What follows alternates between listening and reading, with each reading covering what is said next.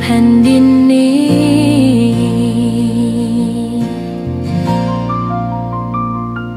สวนดอกไม้ยังบานดังวันเก่าราวกับเจ้าดอกไม้รู้ว่าพระองค์จากไปแต่กลิ่นหอมยังพัดผ่านใจให้ระลึกถึงพระเมตตาแผ่นดินนี้ยังส่องสว่างด้วยพระคุณอันยิ่งใหญ่ขอเดินตามรอยเท้าแห่งพระแม่ไป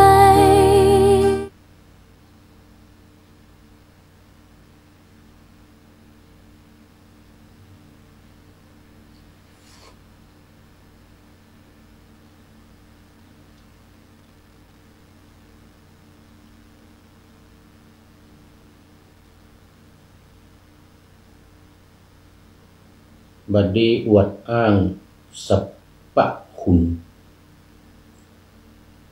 บัดนี้ทำบุญเอาแต่หน้าบัดนี้นั่งท่าคนเมาบัดนี้แย่งชิงเอาเมียคนอื่นบัดนี้ตื่นข่าวลือบัดนี้ยืนเอามือจกปากบัดนี้ทำบาปเป็นประจำบัดนี้เอาคำเพื่อลูกเล่นบัดนี้ตื่นเต้นจนเกินตัวบัดนี้พุดขวากายข้ามบัดนี้เข้าถ้ำคนเดียวบัดนี้เอาเคียวเพื่อละอ่อนเล่นบัดนี้หลีกเว้นสังคมบัดนี้เอานมเพื่อผัวกะบัดนี้โอดลากใกล้แม่ชีบัดนี้อ้างผีเป็นใหญ่บัดนี้อยู่ใกล้คนอันธพาลบัดนี้สาบานบ่อยๆบัดนี้แกงหอยวันศีลบัดนี้โกงกินของหน้าหมู่บัดนี้มัดปูบนเก้าไม้บัดนี้เล่นไพ่อย่างเปิดเผยบัดนี้ทำเฉยต่อโลกปูดบัดนี้แปลงโต๊ะใส่คนดีบัดนี้เสียผีวันเก้ากองบัดนี้จองห้องต่อผู้มีกุลบัดนี้ลงในต่างบัดนี้ลงทุนในต่างเสี่ยงบัดนี้วิดเบียงความจริง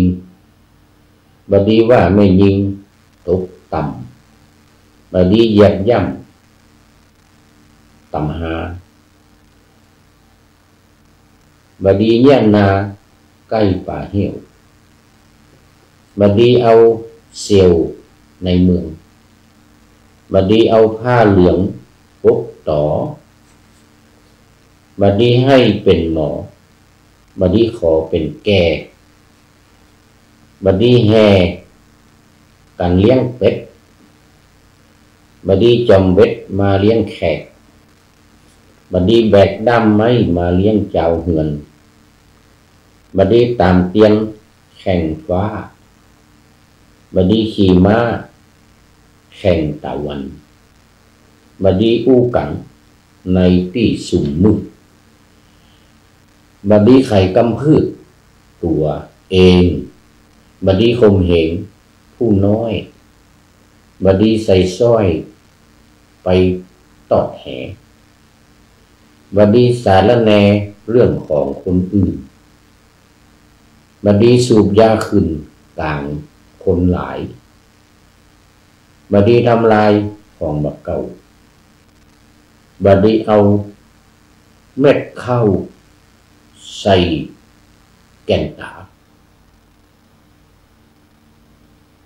บอดีเล่นหน้าหมาจักเรียกปากขอถวายความนอบน้อมแด่พระรัตนตรัยมีพระพุทธเจ้าเป็นต้นขอถวายความเคารพพระมหาเถระพระเถรานุเถระเจ้าคณะพระสังฆาธิการทั่วโลกมีพระเดชพระคุณพระธรรมเสนาบดีเจ้าคณะภาค7วัดพระธาตุดอยสุเทพเป็นต้นและขออำนวยพรแด่ท่านผู้ฟังท่านผู้ชมสาธุชนพุทธบริษัททั้งหลายวันนี้รายการพระไตรปิฎกลอยฟ้าก็ลอยมาจากวัดดอยสัพพันยูตำบลดอนเปาอำเภอแม่วางจังหวัดเชียงใหม่เหมือนเดิมเพราะว่าตอนนี้ผู้พูดกำลังพักผ่อนนอนหนาวอยู่ที่วัดดอยสัพพันยูแห่งนี้ซึ่งมีท่านพระครูสุตตกิจจาภิรมย์เป็นเจ้าอาวาสและรักษาการแทนเจ้าคณะอำเภอแม่วางจังหวัดเชียงใหม่ซึ่งอีกต่อไปก็จะเป็นเจ้าคณะอำเภอแม่วางแห่งนี้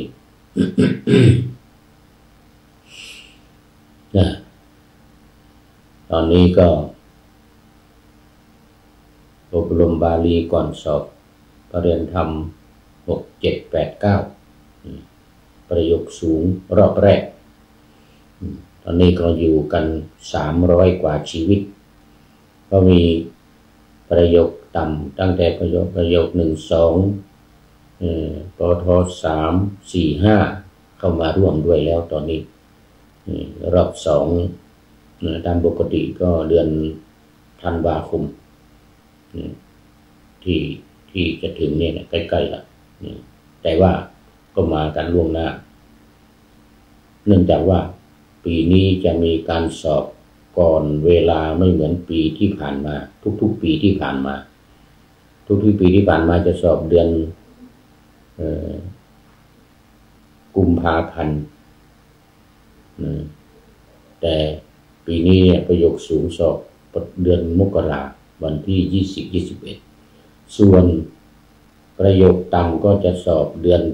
ย้ายจากเดือนมีนาเนี่ยสอบเดือนมีนามาเป็นเดือนกุมภาพันธ์ไปแล้วมาสอบเดือนกุมภาพันธ์ประมาณนั้นแหละวันที่20ไปปลายเดือนกุมภาพันธ์ซึ่งก็จะเหลือเวลาเรียนเวลาติวกันเนี่ยน้อยลง1 เดือนดังนั้นก็จึงรีบมากันตอนนี้ ปกติมารอบ2นี่เดือนธันวาคมแต่ปีนี้มากันหมดแล้วยังเห็นว่าเหลือไม่กี่รูปนะยังเหลือไม่กี่รูปที่ลงสมัครไว้332 รูปปีนี้ที่จะมาอบรมบาลีก่อนสอบที่นี่ที่วัดดอยสัพพันยูแห่งนี้ ก็ขอขอบคุณท่านเจ้าอาวาสท่านพระครูสุตตกิจจาภิรมย์หรือท่านอาจารย์พระมหาอุทัยของเราได้ให้ความเอื้อเฟื้อสถานที่ข้าวปลาอาหารแล้วก็การอบรมอำนวยความสะดวกให้กับโครงการอบรมบาลีก่อนสอบเป็นอย่างดี เอาแล้วนะซึ่งตอนนี้ก็มีเจ้าภาพวันนี้มีเจ้าภาพถวายภัตตาหารเพลนี่มีรายชื่อเยอะเลยไม่ได้เอามา แต่จำได้มีร้านมีเกี๊ยวนะร้านมีเกี๊ยว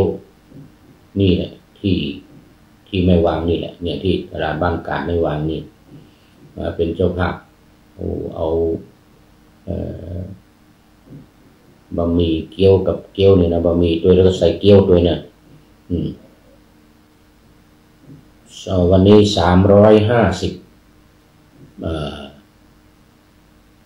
ถ้วยโอ้โห350ถ้วยโอ้ขอต้อนรับคุณโยมวาสนากันทวีโอ้นี่มาเป็นท่านแรกเลยป่าหน้าธรรมะยังไม่เสร็จนี่เขาเรียกว่าเนี่ยเข้ามาตั้งแต่หัวรุ่งไก่ยังไม่ทันหูพระสุริโยยังไม่จับขอบฟ้าโอ้สาธุสาธุจากบ้านหมู่บ้านเอื้ออาทรไกรวัดสันป่าแดงเป็นโยมอุปถัมภ์วัดป่าแดงสันป่าแดงที่อำเภอสันกำแพงกราบสาธุสาธุเจ้าข้ามานะบ้านเอื้ออาทรเดี๋ยวบ้านเอื้ออาทรเจ้าข้ามานะเดี๋ยวอ่านไม่ชัดนะบ้านเอื้ออาทรยืนอะไรสักอย่างหนึ่งนี่นะเจ้าข้าเหมือนกันนะจำได้ละเพราะว่าฤดูกาลพรรษาที่ผ่านมาพรรษาก่อนนู้น2-3 พรรษาก่อนนู้นเนี่ยไปบรรยายที่วัดสันป่าแดงเป็นประจำในฤดูกาลเข้าพรรษาญาติโยมมาปฏิบัติธรรมกันจำนวนมากที่วัดสันป่าแดง30 40 50 คนนะญาติโยมปฏิบัติธรรมกรรมฐานก็ท่านอาจารย์พระครูรัตนสุตตสุนทรผู้รักษาการเจ้าอาวาสวัดสันป่าแดงก็นิมนต์ไปบรรยายธรรมให้กับผู้ปฏิบัติเรื่องการปฏิบัตินี่แหละเรื่องการปฏิบัติกรรมฐานโดยเฉพาะกับฝ่ายวิปัสสนากรรมฐานเพราะว่าที่วัดปฏิบัติทั้ง2 อย่างทั้งสมถกรรมฐานและวิปัสสนากรรมฐานโดยเฉพาะจะเน้นเรื่องสมถกรรมฐานอาจารย์พระครูรัตนสุตตสุนทรเจ้าอาวาสวัดสันป่าคอยแล้วก็รักษาการเจ้าอาวาสวัดสันป่าแดงอดีตเจ้าคณะตำบลวัดเกตอำเภอเมืองเชียงใหม่ตอนนี้ลาออกแล้ว เป็นอดีตแล้วลาออกไปเป็นเจ้าอาวาสอย่างเดียวทำงานด้านการเผยแผ่ทำงานอบรมศรัทธาญาติโยมประชาชนนำปฏิบัติกรรมฐานโดยสมถกรรมฐานนี่แหละที่วัดสันป่าแดงปีพรรษาที่แล้วมานี่ก็ไม่ได้อยู่ไปนู่นเยอรมันแล้วก็ไปเอสโตเนียเพิ่งกลับมานี่แล้วพรรษาที่จะถึงนี่ไม่ได้ไปแล้วโยมวัสนาไม่ได้ไปบรรยายที่วัดสันป่าแดงเพราะว่าจะต้องกลับไปเอสโตเนียเดี๋ยวปีหน้าหลังจากหายหนาวนี่เดือนเมษาจะไปทำวีซ่าที่ประเทศอินเดียแล้วเดือนพฤษภาก็จะเดินทางกลับไปที่ประเทศเอสโตเนียแล้วก็อยู่อีก5 ปีอยู่อีก5 ปีที่ประเทศเอสโตเนียเนี่ยนะนี่ก็ไม่เป็นไรเราฟังทางวิทยุแล้วก็ชมทาง Facebook เนี่ย Facebook ไลน์นี่ นะบรรยายเรื่องการปฏิบัติเนี่ยตลอดปฏิบัติเหมือนที่ไปพูดวัดสันป่าแดงอันเดียวกันกราบสาธุสาธุเจ้าข้านะบ้านเอื้ออาทรเย็นเจ้าข้าโอ้เย็นคงยังไม่หนาวเท่ากับเนี่ยนั่งสั่นอยู่นี่อะไรนี่เดี๋ยวก็ลืมแล้วนี่ชื่อวัดดอยสะพันยูวัดสะพันยูเมื่อคืนที่แล้วผ่านมานี่หนาวมากพอดีได้ผ้าห่มจากวัดอมรคีรีกรุงเทพมหานครท่านเจ้าคุณราชปริยัตยาภรณ์เจ้าคณะอำเภอทวีวัฒนากรุงเทพนำมาถวายแล้วก็วัดพระธาตุสีจอมทองด้วยเมื่อวานนี้นำผ้าห่มมาถวายจำนวนมากอย่างนั้นหนานี่ได้มา1 ผืนรวมกับผ้าห่มในห้องนี่1 ผืนวัดอมรคีรี1 ผืน3 ผืนห่มตอนนี้ห่ม3 ผืนตอนนี้ขอต้อนรับโยมแม่เกียงคำรุ่งไพโรจน์โอ้สาธุนี่ลูกศิษย์ต้นกุฏิวัดเจ็ดลิงลูกศิษย์ท่านอาจารย์พระมหาวิษณุจารุธรรมโมซึ่งปีนี้จะปีหน้าเดือนกุมภาวันที่22จะเอาศพจากวัดเจ็ดลิงมาประชุมเพลิงที่นี่ประชุมเพลิงที่วัดดอยสะพันยูนี่เอามาศพมาตั้งแต่วันที่19 20 21อยู่นี่3 คืนวัดดอยสะพันยูนี่แหละแล้ววันที่22ก็จะประชุมเพลิงที่สุสานในวัดดอยสะพันยูนี่แหละโอ้ตอนนี้ขอต้อนรับเดี๋ยวคุณโยมแม่เกียงคำบอกว่ากราบนมัสการเจ้าข้าหลวงพ่อหนาวหรือเจ้าข้าหนาวเนอะหนาวเนอะเจ้าข้าวันนี้หนาวแล้วแม่เกียงคำอยู่ดอยสะเก็ดบ้านป่าแดงบ้านป่าไม้แดงป่าไม้แดงหนาวแล้วกะโอ้ป่าไม้แดงก็หนาวแล้วดอยสะเก็ดต้อนรับคุณโยมสายสมรเบญจกุลอำเภอท่าปลาจังหวัดอุตรดิตถ์วันนี้มาแล้วแต่หัวรุ่งเหมือนกัน น้อมนมัสการร่วมจิตเดี๋ยวก่อนอุตรดิตถ์ร่วมจิตนี่เป็นตำบลร่วมจิตนมัสการร่วมจิตอุตรดิตถ์อำเภอท่าปลาเย็นมากเจ้เย็นมากเจ้าข้าอยู่บนดอยเจ้าข้าสาธุว่าไงนะโอ้แสดงว่าอำเภอท่าปลานี่อยู่บนดอยท่าปลาอยู่บนดอยยังไง มันมีท่าน้ำห้วยไหลผ่าน โอ้อยู่บนดอยก็หนาวสิเนี่ยเย็นแล้วอำเภอท่าปลานี่นะตำบลร่วมจิตโอ้จำได้แล้วตรงนี้ตำบลร่วมจิตสาธุโมทนาแล้วก็ตามมาด้วยแสงทองสังธรรมเนี่ยสังทุมเนี่ยสังทุมหรือสังธรรมเนี่ยนะสังทุมแสงทองสังทุมโอ้นี่เป็น FC ใหม่นะนี่โอ้โมทนามากคุณโยมคุณโยมแสงทองสังทุมกราบโมทนาสาธุครับพระอาจารย์นะยกมือมา3 กระพุ้มมือโอ้สาธุแสงทองสังทุมอันนี้เป็น FC ใหม่เดี๋ยวต้องจดไว้ก่อนแล้วจะได้ไปเปิดดูโปรไฟล์โยมแม่เกียงคำบอกว่าหนาวขนาดเลยเจ้าข้ามานะโอ้มันป่าไม่แดงหนาวขนาดเนอเดี๋ยวนี้เนอโอ้อันนี้เนอรักษาสุขภาพด้วยเนอญาติโยมสาธุชนอันนี้สังทอง สังทองแล้วก็สังทองแล้วก็สังทองแสงภูมิ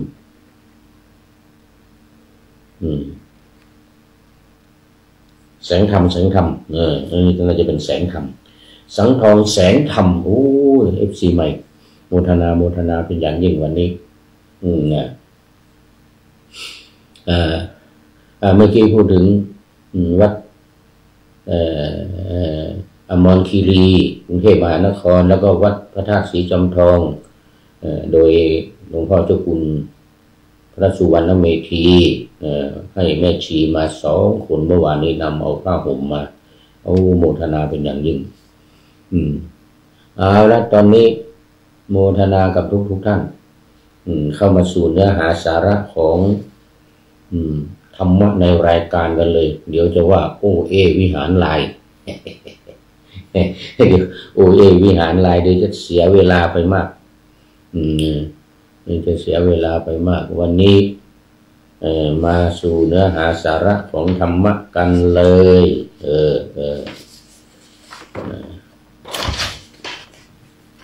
ยังอยู่ในพระไตรปิฎกฉบับที่เล่มที่25ขุททกนิกายตติยสมันตปาสาธิกาอัตถกถาพระวินัยตอนนี้ก็มาถึงจุลวรรควันนามหาวรรคจบไปละทีนี้มาเริ่มจุลวรรควันนาอยู่ในปาริวาสิกขันธกะปาริวาสิกขันธกะนั่นนะว่าด้วยหมวดของการเข้าปริวาสนี่หน้าหนาวมาแล้วออกพรรษามาในออกพรรษามา9 เดือนนี่นะระหว่างออกพรรษาหลังเดือน8 เดือนหลังจากกฐินพระเราก็จะพากันไปเข้าปริวาสกันละตอนนี้ตามวัดต่างๆที่ต่างๆในป่าในเขาในหมู่บ้านอะไรต่างๆที่จัดกันในที่เชียงใหม่เรานี่อย่างดอยแก้วหรือไงเนี่ยนะไม่ใช่ดอยแก้ววัดเดี๋ยวลืมชื่อไปนี่เป็นประจำทำเข้าปริวาสนี่นะให้พระคุณหลวงพ่อสุวรรณเมธีเนี่ยมาเทศเป็นประจำเลยนะปีหนึ่งผู้พูดนี้ก็ไปเทศอยู่ครั้งหนึ่งดอยอะไรเนี่ยอยู่อำเภอดอยหล่อได้หรือไงเนี่ยนะเนี่ยเข้าปริวาสเป็นประจำทุกปีลืมชื่อวัดไปแล้วก็โน่นที่วัดที่อำเภอแม่ริมวัดพระพุทธบาท400นั่นก็เข้าปริวาสเป็นประจำทุกปีในที่อื่นๆก็มีมากมายวัดรำเปิงนี่ก็ทุกปีหลังจากออกพรรษาแล้ววัดลำเปิงนี่นะก็เข้าปริวาสที่วัดลำเปิงอำเภอเมืองวัดลำเปิงอำเภอเมืองออกพรรษาแล้วก็เข้าจัดปริวาสทุกปีวันนี้เราจะมาพูดถึงเรื่องของการเข้าปริวาสกันว่ามันเป็นยังไงมีความหมายว่ายังไงทำไมจึงเข้าปริวาสทำไมพระสงฆ์จึงเข้าปริวาสมันจะคู่กันกับการเข้าเขาเรียกว่าเข้ากำบ้านเฮาทางภาคเหนือเขานี่เรียกว่าเข้ากำทำนองเดียวกันกับเข้าปริวาสแต่ว่าไม่ใช่ปริวาสนั้นต้องตั้งแต่10 คืน 11 วันขึ้นไปปริวาสนี่นะส่วนการเข้ากำนี่แล้วแต่5 วัน 7 วันหรือบางที่ทำ3 วัน 9 วันก็แล้วแต่ แต่แล้วแต่จะจัดแต่สมัยผู้พูดอยู่วัดกู่คำเนี่ยไปเข้าปริวาสเนี่ยเข้ากรรมเนี่ยอย่างน้อย7 วันนะอย่างน้อย7 วันหรือบางที10 วันบางที9 วันบางที7 วันบางที12 วันก็มีแล้วแต่ว่าจะที่ไหนจะจัดนานเท่าไหร่แต่อย่างน้อยๆนี่7 วัน ก็คือการไปอยู่สุสานอยู่ป่าเหี้ยว7 วันเป็นองค์ของธุดงค์อย่างหนึ่งเขาเรียกว่าโสสานิกังคะปฏิบัติธรรมขั้นอุกฤษอยู่ในป่าช้ากำหนดกรรมฐานมรณสติบางอสุภกรรมฐานเนี่ยส่วนใหญ่นะอสุภกรรมฐานมรณสติเป็นองค์ของธุดงค์คือการขัดเกลากิเลสเนี่ยเขาเรียกว่าโสสานิกังคะอยู่สุสานมันมีทั้งหมด13 อย่างเรื่องของธุดงค์เนี่ย13 ข้อแต่ว่าการเข้ากรรมการปฏิบัติธรรมของพระสงฆ์ล้านนาเนี่ยที่เชียงใหม่เป็นต้นเนี่ยก็จะเอานี่แหละโสสานิกังคะนี่แหละการอยู่ป่าเหี้ยวอยู่สุสานเป็นวัด7 วัน9 วัน15 วันนี่นะแล้วถือโอกาสในการเข้ากรรมเนี่ยพัฒนาสุสาน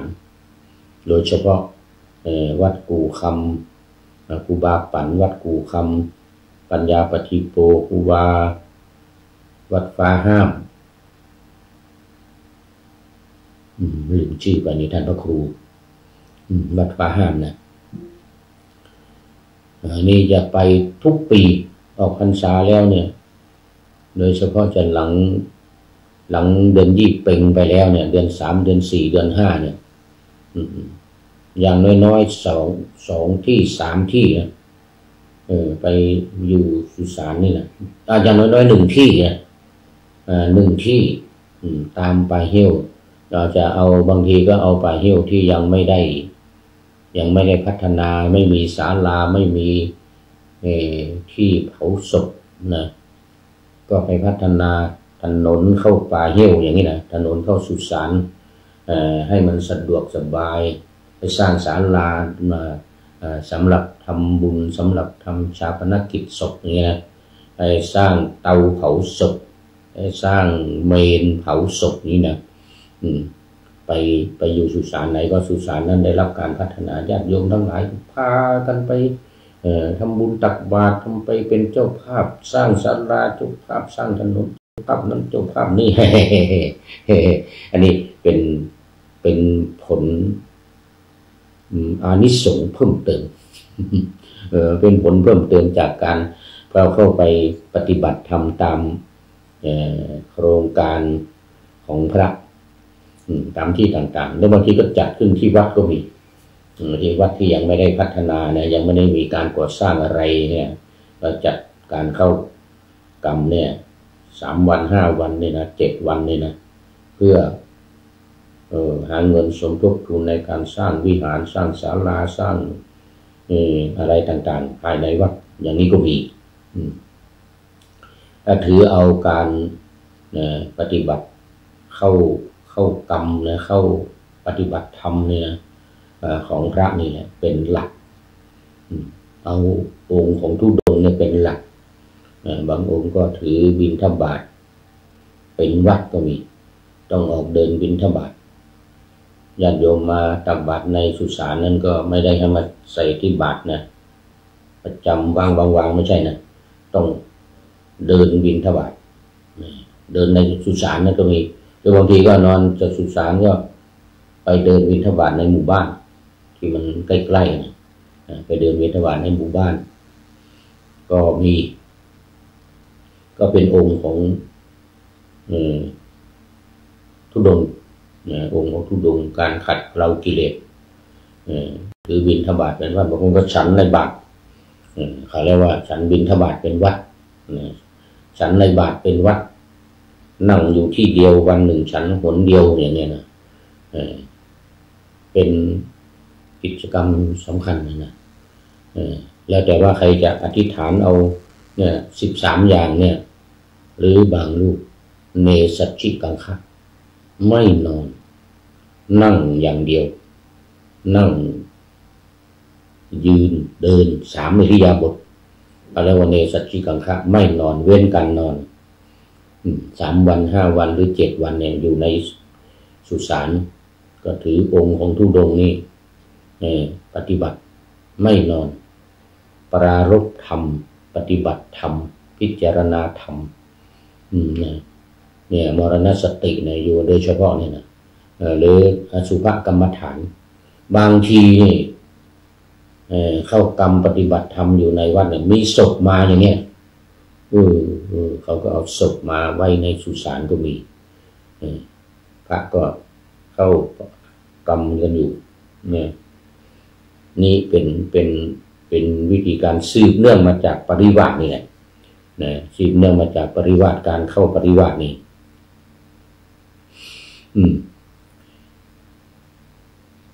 เป็นวินัย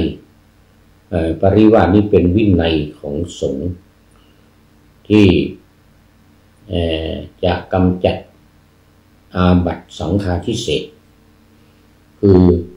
ในวินัยสงฆ์เนี่ยจะมีการปฏิบัติเข้าปริวาสเนี่ยเพื่อออกจากอาบัติสังฆาทิเศษอาบัติของพระนี่มันมีหลายระดับที่1สูงสุดคือปาราชิกปาราชิกนี่จะมาเข้ากรรมจะมาอะไรไม่ได้จะมาแสดงอาบัติหังบันเตสัมโภรานานาวุตุกโยปฏิโยปโนอย่างนี้ไม่ได้ผิดอาบัติปาราชิกแล้วสึกอย่างเดียว4 ข้อเช่นการฆ่าสัตว์การฆ่ามนุษย์การฆ่ามนุษย์พระนี่จะฆ่ามนุษย์ด้วยกันนี่ไม่ได้นะเป็นอาบัติปาราชิกทำให้ตายทำให้ใดโดยอุบายอะไรต่างๆก็ตาม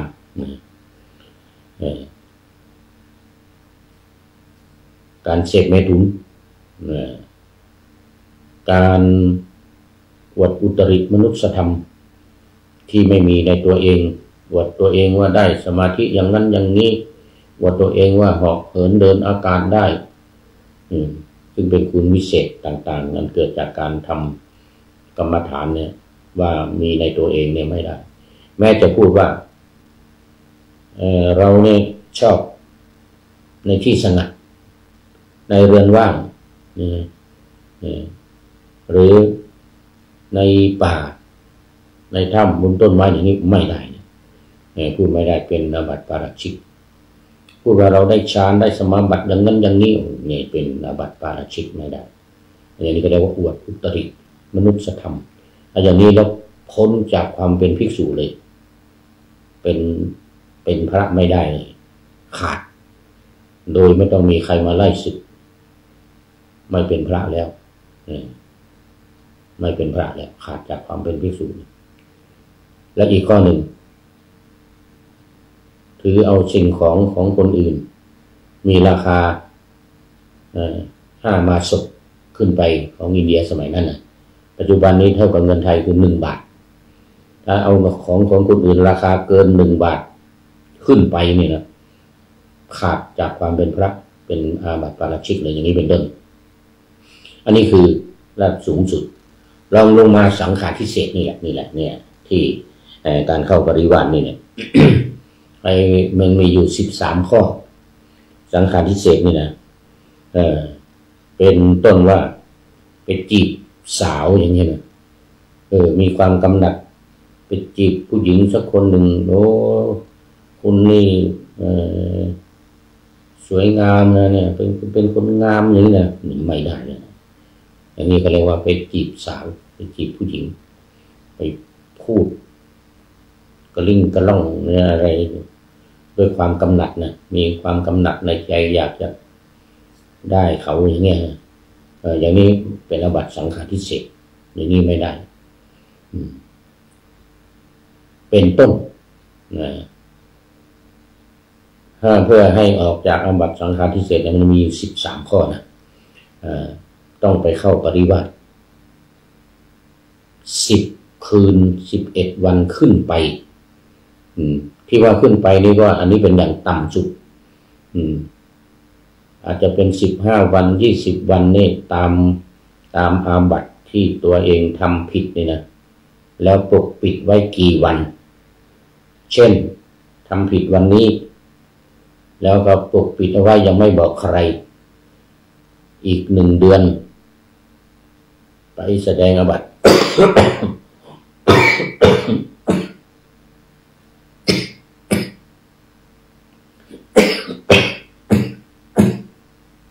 ขอไปอีก15 วันหรือ20 วันก็ตามไปบอกคนอื่นไปบอกพระรูปอื่นโอ้ผมขอแสดงอาบัติว่าผมผิดอาบัตินี้คือไปแสดงอาบัติไว้ไปบอกไว้นะอย่างนี้แต่ว่ายังไม่พ้นนะเพียงแต่บอกไว้ว่าผมผิดอาบัตินี้แล้วจะต้องไปเข้าปริวาส ถ้าปิดมา15 วันเนี่ยต้องเข้าปริวาส15 วันเขาเรียกว่าต้องไปอยู่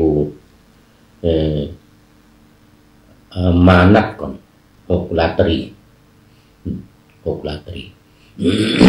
ตั้งแต่นั้นก็นับปริวาสที่จะอยู่นะอีกกี่วันก็แล้วแต่ขั้นต่ำสุด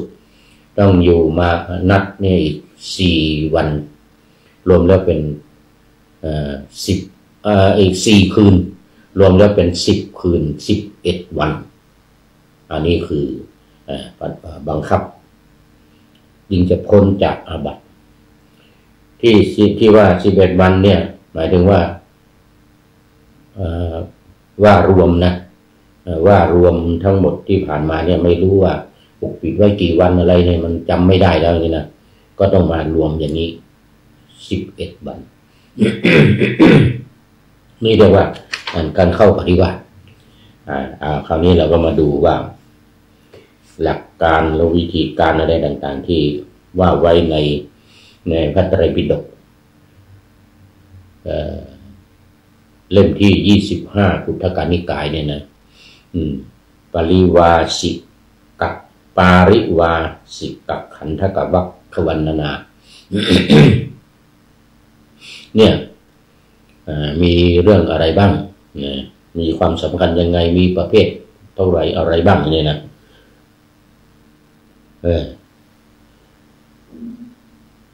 อยู่ในเล่มที่3ของสามนหนังสือสามนเป็นหลักสูตรของประเรียนธรรม6 ประโยคนี้พอดีเลย ที่เอามาพูดนี่นะเพราะว่าตัวเองดูอยู่ทุกวันเลยนะเตรียมสอบมันออกอากาศด้วยวินิจฉัยในปาริวาสิกขันธการนี้พึงทราบดังต่อไปนี้บทว่าปาริวาสิกาได้แก่ภิกษุผู้อยู่ปริวาสปาริวาสิกาเนี่ยภิกษุผู้อยู่ปริวาสปริวาสอะไรปริวาสมี4 อย่างคืออัปปติฉันนะปริวาสอันนี้ไม่ปกปิดคือรู้แล้วว่าเราทำผิดก็ไปเข้าปริวาสเลยอันนี้ไม่ปกปิด2ปฏิฉันนะปริวาสคืออย่างที่ว่าเมื่อกี้เนี่ยเราทำผิดมาแล้ว3 เดือน5 เดือนหรือ2หรือกี่วันก็ตามนะ5 วัน10 วัน10 วันแต่ปกปิดไว้เท่านั้น แล้วมาบอกภิกษุอื่นพอไปเข้าปริวาสเนี่ยจะต้องอยู่ตามเวลาที่บอกไว้นั้นเช่น1 เดือนก็ต้องเข้า1 เดือนนะต้องอยู่1 เดือนนะหลังจาก มานัด6 ราตรีแล้วนี่นะ6 คืนแล้วนี่นะก็ต้องอยู่1 เดือนตามที่เราปกปิดอันนี้เรียกว่า ปฏิฉันนะปริวาส3สุทันตปริวาสอันนี้ปริวาสเพื่อทำให้เพื่อบริสุทธิ์ไม่รู้ว่าจะเป็นมากี่วันอะไรอะไรเรื่องสุทันตปริวาสนี่นะสี่สมโภทานปริวาสอันนี้เรียกว่าชุมนุมรวมเลยอย่างที่ว่าเมื่อกี้เนี่ยผิดมาแล้วกี่วันก็ตามนะมารวมแล้วก็อยู่10 คืน 11 วันนี่เป็นต้นแล้วมาดูรายละเอียด บรรดาปริวาส4อย่างนั้นติทิยปริวาสที่พระผู้มีพระภาคตรัสไว้ในมหาขันธกะอย่างนี้ว่าภิกษุทั้งหลายบุคคลใดแม้อื่นผู้เคยเป็นอัญญเดียรถีหวังบรรพชาหวังอุปสมบทในธรรมวินัยนี้คือคนที่อยู่ในลัทธิอื่นหรือศาสนาอื่นนอกจากพระพุทธศาสนาเราเช่นอย่างเป็นปริพาชกอยู่ในศาสนาของนิโครนัตบุตรสมัยนั้นนะหรือศาสนาเชนปัจจุบันเนี่ยลัทธิที่ไม่นุ่งผ้าเนี่ยนะเคยอยู่มาเคยอยู่ใน เป็นพระอยู่ใน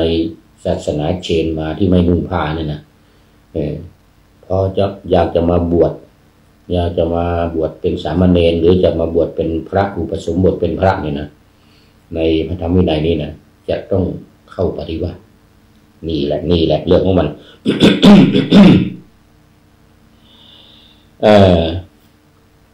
สงฆ์พึงให้ปริวาส4 เดือน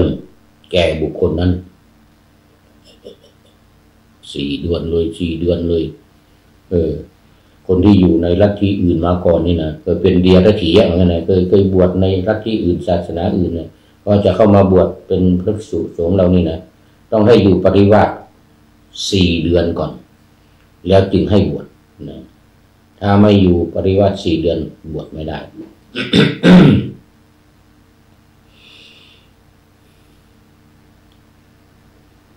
คำใดที่จะพึงกล่าวในอปฏิฉันนะปริวาสนั้นคำนั้นข้าพเจ้าได้กล่าวไว้ดีแล้วแลแต่ว่าอปฏิฉันนะปริวาสนี้พระผู้มีพระภาคไม่ทรงประสงค์ในปาริวาสิกขันธนี้อปฏิที่ว่าไม่ได้ปกปิดมาเนี่ยไม่ได้หมายถึงในนี้ปริวาส3 อย่างที่เหลือสงฆ์พึงให้แก่ภิกษุผู้ต้องอาบัติสังฆาทิเศษแล้วและปกปิดไว้ คำใดที่จะพึงกล่าวในปริวาส3 อย่างนั้นคำนั้นข้าพเจ้าจักพรรณนาในสมุจจยขันธกะก็แลปริวาส3 อย่างนี้พระผู้มีพระภาคทรงประสงค์ในปริวาสิกขันธกะนี้เพราะเหตุนั้นภิกษุผู้อยู่ปริวาสอย่างใดอย่างหนึ่งใน3 ปริวาสนี้พึงทราบว่าปาริวาสิกภิกขุคือภิกษุผู้อยู่ปริวาสไม่ได้หมายถึงอัปปฏิฉันนะปริวาสคือที่ไม่ปกปิดอันนั้นไม่เ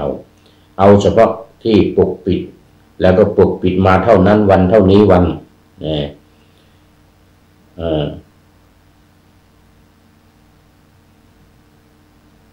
ปกปิดมาเท่านั้นวันเท่านี้วันแล้วก็ไม่รู้เลยว่าลืมไปแล้ว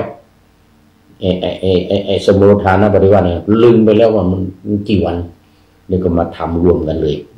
3 อย่างนี้เรียกว่าปาริวาสิกภิกษุภิกษุผู้อยู่ปริวาสเดี๋ยวคุณดูไปดูมาเวลาหมดเสร็จแล้วมั้งเนี่ย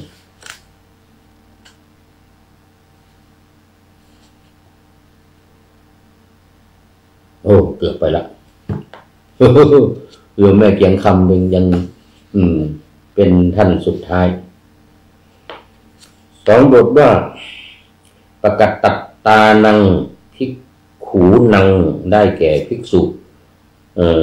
ปกัตตัตที่เหลือโดยที่สุดแม้ภิกษุผู้ควรแก่มูลปฏิกัสสนาเป็นต้น เว้นปาริวาสิกภิกขุผู้ใหม่กว่าเสีย จะมีสองอย่างหนึ่งเขาเรียกว่าปกตัตตภิกษุหรือภิกษุปกตัตภิกษุปกตัตนี่คือภิกษุที่เข้าจำพรรษาที่เป็นพี่เลี้ยงดูแลผู้จัดการเข้าพรรษาจัดการอบรมเนี่ยนะนี่เรียกว่าปกตัตตภิกษุแล้วก็ปาริวาสิกภิกษุก็คือภิกษุผู้เข้าปริวาส มีสองอย่างเขาเรียกว่าอีกอย่างหนึ่งเขาเรียกว่าอาจารย์กรรมในวงการปริวาสนี่จะรู้กันว่า ไอ้เป็นอาจารย์กรรมก็คือปกตัตภิกษุผู้มาคอยอบรมดูแลผู้มาจัดการเข้าปริวาสแล้วก็คอยนำการปฏิบัติธรรมบางส่วนใหญ่จะเป็นพระกรรมฐานเนี่ยจากวัดพระธาตุสีจอมทองอย่างนี้จากวัดลำเปิง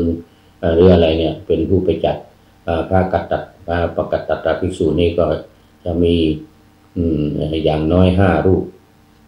8 รูปนะมาช่วยกันดูแลส่วนภิกษุผู้เข้าอย่างเราไปเข้าเนี่ยเรียกว่าปาริวาสิกภิกขุสองบทว่าอภิวาทนังปัจจุปัฏฐานังมีความว่าภิกษุปกตัตเหล่านั้นทำความเคารพมีอภิวาทเป็นต้นอันใดปาริวาสิกภิกษุทั้งหลายย่อมยินดีคือยอมรับความเคารพนั้นอธิบายว่าไม่ห้ามไม่ห้ามคือพระที่ไปเข้าปริวาสบางทีอายุมากอายุเป็น70 80 40 50นี่นะส่วนพระปกตัตพระผู้มาดูแลพระผู้จัดเนี่ยเพียงแค่20 พรรษาอย่างนี้นะ20 พรรษา30 พรรษาอะไรเนี่ย แสดงความเคารพต่อพระที่มาจำพรรษาพระที่มาจำพรรษานั้นก็อย่าไปห้ามไม่ได้นะไม่ได้ก็คือไม่ห้ามเพราะอายุพรรษาเขาต้องแสดงความเคารพอันนี้เป็นธรรมดาก่อนที่จะเข้านะ แต่พอถ้าเข้าพรรษาไปแล้วเนี่ยจำพรรษาไปแล้วเนี่ยก็ไม่ได้ละพระที่เข้าพรรษาความว่าพระที่เข้าปริวาสนั้นต้องแสดงความเคารพกราบไหว้แม้ว่าเขาจะพรรษาอ่อนกว่าก็ตามพระปกตัตตานี้จะอายุพรรษาน้อยกว่าก็ตามพระที่เข้าจำพรรษาเนี่ยจะต้องแสดงความเคารพนับถือกราบไหว้ สามีจิกรรมเป็นชื่อของอภิสมาจาริกวัตรมีการพัดลมให้เป็นต้นแก่ภิกษุอื่นซึ่งสมควรเว้นความเคารพมีอภิวาทเป็นต้นเช่นการพัดวีให้พัดลมให้หรือบางทีมีนวดเท้านวดอะไรให้อย่างนี้นะ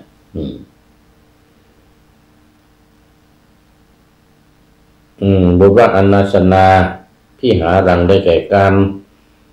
จัดอาสนะให้คือหยิบอาสนะไปให้ปูลาดให้นั่นเองแม้ในการจัดที่นอนให้ก็ในนี้เหมือนกันก็หมายถึงว่าพระปกตัตตะเนี่ยคือพระผู้ดูแลพระผู้จัดเนี่ยว่าง่ายๆนะพระผู้ที่จัดการปริวาสอยู่เนี่ยหรือบางทีเป็นเจ้าอาวาสของวัดนั้นถ้าจัดปริวาสในวัดสมมติว่าในวัด โดยสัพพัญญูนี่นะท่านเจ้าอาวาสหรือพระที่อยู่ในนี่เนี่ยเป็นเรียกปกตัตตะปกตัตภิกษุปกตัตตะภิกษุส่วนพระผู้มาเข้าเรียกว่าปาลิวาสิกะภิกษุปาลิวาสิกะภิกษุพระผู้ที่ทำเนี่ยจัดที่จัดทางจัดน้ำมาให้จัดสถานที่ที่พักที่อยู่ที่นอนอะไรนี่นะพระผู้มาเข้าปริวาสนั้นซึ่งเป็นผู้ที่มีอายุพรรษามากกว่าหรือน้อยกว่าก็ตามถ้าปกตัตตานิภิกษุนี้ก็จะทำการนอกจากเคารพอภิวาทวันทาแล้วเนี่ยก็ยังมีการดูแลอำนวยความสะดวกต่างๆให้ด้วยอย่างนี้นะ ปาโตทกังนั้นได้แก่น้ำสำหรับล้างเท้ามีการเตรียมสถานที่โดยเฉพาะน้ำดื่มน้ำฉันน้ำล้างเท้าอะไรต่างๆปาทะปีจังนั้นได้แก่ตังสำหรับรองเท้าที่ล้างเท้าต้องมีเตรียมตังไว้ด้วยเอาวางเท้าแล้วก็น้ำล้างเท้าในสถานที่ต่างๆนี่เขาถือมากนะที่นอนห้องนอนอะไรต่างๆนี่นะเรื่องการนอนของภิกษุระหว่างปกตัตตะกับภิกษุผู้เข้าปฏิบัตินี่นะจะไปให้ปนกันไม่ได้อยู่ร่วมกันไม่ได้บางที่เข้านอนที่เดียวกันมันจะเป็นอาบัติเขาเรียกว่าในตอนกลางคืนเขาเรียกลักติเชตแล้วอีกอย่างหนึ่งเขาเรียกว่าวัตตะเพศวัตตะเพศนั่นคือความแตกต่างกันระหว่างการประพฤติวัดปฏิบัติของปกตัตตะภิกษุหรือของภิกษุผู้เข้าปฏิบัติปาทะทะลิกังปาทะกะทะลิกังได้แก่แผ่นกระดานสำหรับวางเท้าซึ่งยังไม่ได้ล้างหรือแผ่นกระดานสำหรับเช็ดเท้าเรียกปาทะกะทะลิกังอันนี้ญาติโยมคงไม่เข้าใจเป็นเรื่องของพระญาติโยมไม่ค่อยรู้เรื่องแล้วก็ไม่ใช่หน้าที่ของญาติโยมที่จะต้องรู้ด้วยดูไปดูมาหมดเวลาวันนี้เรารู้เพียงแค่ว่าพระที่เข้าปฏิบัตินั้นเป็นยังไงนะแล้วอุปกรณ์ต่างๆที่เตรียมห้องสถานที่อะไรต่างๆไว้แค่นี้ก่อนรายละเอียดยังมีอีกยุบเดี๋ยวเราก็ค่อยมาว่ากันในวันต่อไปวันนี้หมดเวลาแม่เกียงคำรุ่งไพโรจน์เป็นท่านสุดท้ายในวันนี้โมทนาเป็นอย่างยิ่งแล้วก็แสงทองนี่คุณโยมแสงทองสังธรรมหรือแสงธรรมเนี่ยนะอีกท่านหนึ่งแล้วก็หลายๆท่านที่เข้ามาแล้วโยมสายสมรโยมแม่เกียงคำเนี่ยหลายๆท่านที่ผ่านมาแล้วขอโมทนาเป็นอย่างยิ่งในค่ำคืนวันนี้ซึ่งเป็นรายการสุดท้ายแล้วแต่ในปิฎกลอยฟ้านี่เป็นรายการสุดท้ายแล้ววันพรุ่งนี้ก็ว่ากันใหม่เตรียมไว้สำหรับตอนเช้าเนี่ยตอนเช้าพรุ่งนี้7:30 นาทีถึง8 นาฬิกาถึง9 นาฬิกาเนี่ยนะรายการเตรียมไว้ในค่ำคืนวันนี้หมดเวลามาดูวันนี้ยาวเลยวันนี้ยาวเรื่องของข้อคิดท้ายรายการวันนี้เป็นภาษาล้านนาด้วยเป็นภาษาล้านนาจากเดี๋ยวก่อนเนี่ยจากใครที่ไหนยังไงเนี่ยวันนี้ได้จากปีหนานเหมือนกันนะเป็นกรรมโบราณที่ว่ากันไว้ปีหนานนี่หมายถึงทิศพระที่สึกไปทางภาคเหนือนี่ก็เรียกว่าหนาน ถ้าเป็นสามเณรศึกไปเขาเรียกว่าน้อยแต่ทางภาคกลางเขาเรียกทิศหมดนะเนี่ยเขาเรียกว่าทิศมาจากคำว่าบัณฑิตบัณฑิตนี่นะคือผู้ที่ได้บวชได้เรียนได้ศึกษาพระธรรมวินัยเนี่ยเขาเรียกบัณฑิตเขาเรียกว่าเป็นผู้รู้นะแล้วศึกไปเขาเรียกสั้นๆทางภาคกลางเขาเรียกทิศทางภาคเหนือเขาเรียกว่าหนานถ้าเป็นบวชจากพระถ้าเป็นเนนก็ศึกออกไปเขาเรียกว่าน้อยอันนี้ปีหนานปีหนานเอาคำโบราณมาว่าไว้จำนวนยาวทีเดียวยืดยาวตั้งแต่ขึ้นต้นนะบัดนี้อวดอ้างสิบกุลคือไม่ควรที่จะอวดคุณพิเศษอะไรต่างๆที่ตัวเองมีเช่นคาถาอย่างเงี้ยคาถาล่องหนคาถาหนังเหนียวฝันไม่เข้ายิงไม่ออกอย่างเนี้ยเรียกว่าตามภาคเหนือเรียกว่าสิบกุลเนี่ยสิบกุลคือคุณต่างๆบัดนี้อวดอ้างสิบกุลบัดนี้ทำบุญเอาแต่หน้าบัดนี้นั่งท่าคนเมาบัดนี้แย่งเอาเมียของคนอื่นบัดนี้ตื่นข่าวลืออันนี้ข่าวลือนี่เป็นเรื่องสำคัญเป็นเรื่องที่ในทางในทางวัดทางพระเรานี่ก็ถือกันมากนะเรื่องข่าวลือเนี่ยไม่ได้อย่าไปแตกตื่นบัดนี้ยืนเอามือจกปากคือเอามือล้วงเข้าในปากเนี่ยบัดนี้ทำบาปเป็นประจำก็หมายถึงว่าไม่ควรทำบาปเป็นประจำควรทำบุญบ้างคนที่ทำบาปเป็นคนที่ชอบทำบาปในธรรมะเขาบอกว่าเวลาทำบาปอย่าทำบ่อยต้องห้ามจิตจับบาปเป็นพุทธภาษิตนะบัดนี้เอาคำให้ลูกเล่นทองคำเนี่ยสร้อยคอเรืออะไรต่างๆไม่ควรเอาให้ลูกเล่นบัดนี้ตื่นเต้นจนเกินตัว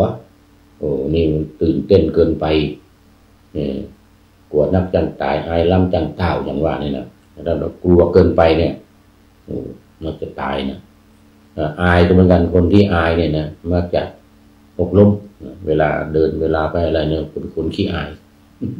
เป็นต้นวันนี้หมดเวลาเอาไว้แค่นี้ก่อนเดี๋ยววันหลังค่อยมาว่ากันใหม่มาว่ากันต่อเพราะว่าตอนนี้หมดเวลาจริงๆขอนำพระไตรปิฎกลอยฟ้าไปจากผู้ฟังทั้งหลายในโลกล่างวันต่อไปจะได้จรย้อนกลับมาสู่สถานีใหม่ให้ท่านฟังอย่าลืมเปิดวิทยุหรือเครื่องรับโทรศัพท์โมบายคอมพิวเตอร์ทั้ง YouTube เฟซเพจไลน์ให้ดังๆเพื่อชมฟังรายการ